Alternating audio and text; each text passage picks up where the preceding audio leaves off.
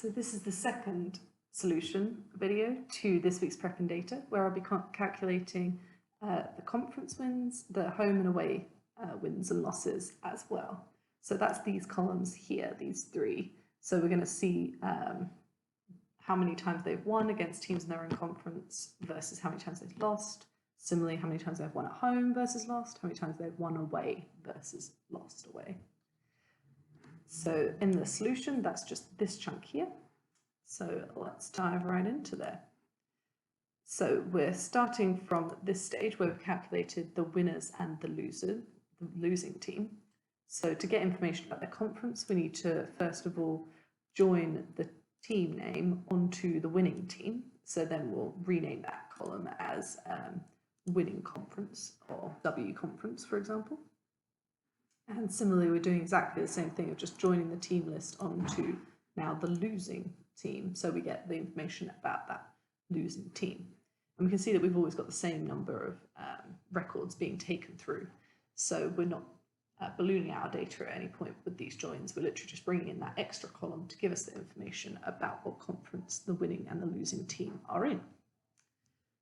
So then we're just looking for a calculation that's telling us all the matches that have the winners being in the same conference as the losers. And we're just having a 1 or a 0 there, which then allows us to keep only the same, the matches where they were playing teams in the same conference. So we filter those out and we're left with 348 matches. And then we're just going to do some aggregating here to count. If they're a winner and they're playing a team in the same conference, then that's how many times they've won.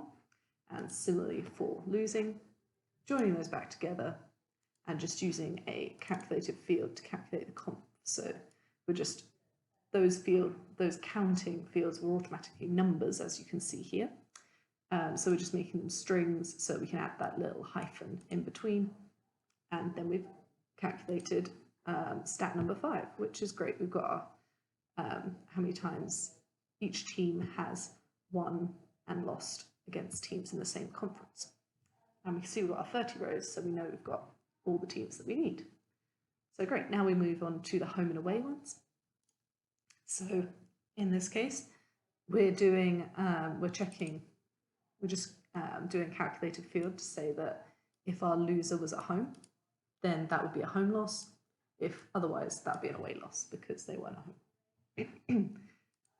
So then we're just doing a nice simple aggregation to see how many times each of them have that win or that loss, home or away. So if we just take a little look at this here, then, for example, we've got, there we are, for one team, we've got the number of away losses and the number of home losses. So that would be better represented if we pivoted the data. So let's just have a look at that step. Now we have each loser, we've got 30 rows, so we've got a row for each team and their home losses and away losses.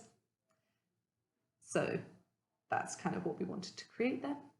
And we do the same thing for wins down here. And so when we join everything back together, then we've just got a nice kind of, for each team, if I just select one team, then we've got their home wins, home losses, away wins, away losses, and it's simply a case of joining those all together to make those nice fields that we want in a similar way to how we did it for the conference. And we've created those extra 2 columns. So this one's nice and quick and quite easy. So hopefully that was easy to follow too.